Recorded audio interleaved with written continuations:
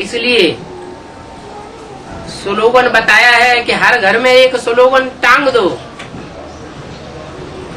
बड़े से बड़ा स्लोगन है क्या?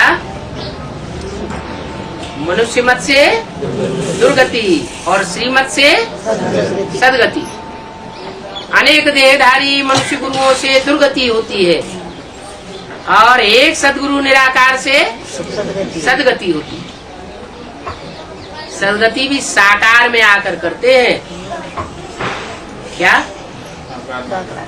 सदगति सदगुरु के द्वारा होती है। सदगुरु अकाल मूर्त कहा जाता है। अकाल का मतलब उसको काल नहीं खा सकता। जिस गुरु को खुद ही काल खा जाए वो दुनिया की सदगति क्या करेगा?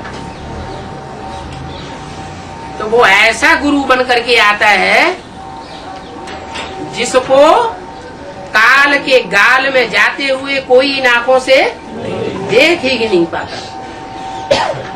सारी दुनिया को काल के गाल में जाते हुए देखा जाएगा, लेकिन सदगुरु अकाल मूर्त को काल के गाल में जाते हुए कोई नहीं देखा।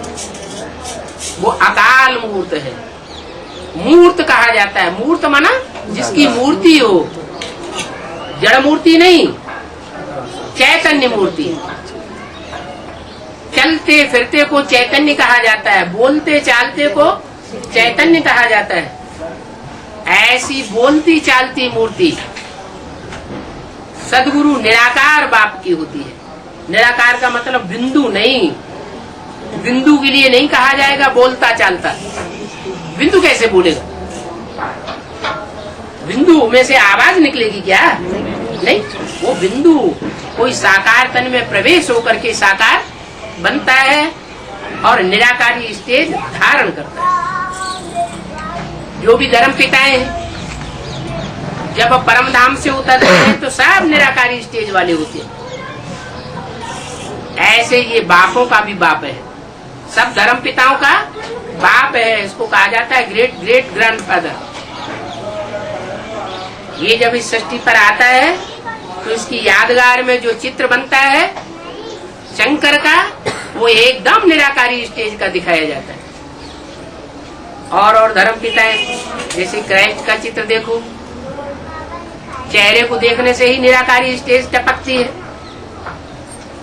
महात्मा बुद्ध का चित्र देखो, उनके चेहरे से ही निराकारी स्थिति दिखाई देती है। गुरु नानक को देखो, उनके चेहरे से ही मालूम पड़ता है कि तन से ये यहाँ है, लेकिन मन बुद्धि से जैसे परम धाम में बुद्धि टंगी हुई। ऐसे ही वो सुप्रीम सोल बाप जब इस सृष्टि पर संसार के सामने सतगुरु निराकार के रूप में प्रत्यक्ष होता है तो अखंड निराकारी स्टेज के रूप में प्रत्यक्ष होता है। उसे बोलने करने की भी दरकार नहीं। क्या? दृष्टि से ही सारी सृष्टि को सुधारता है।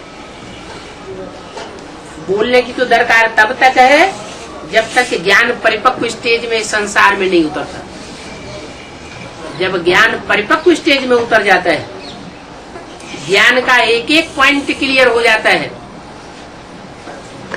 तो परमात्मा को बोलने की भी दरकार नहीं रहती। ओम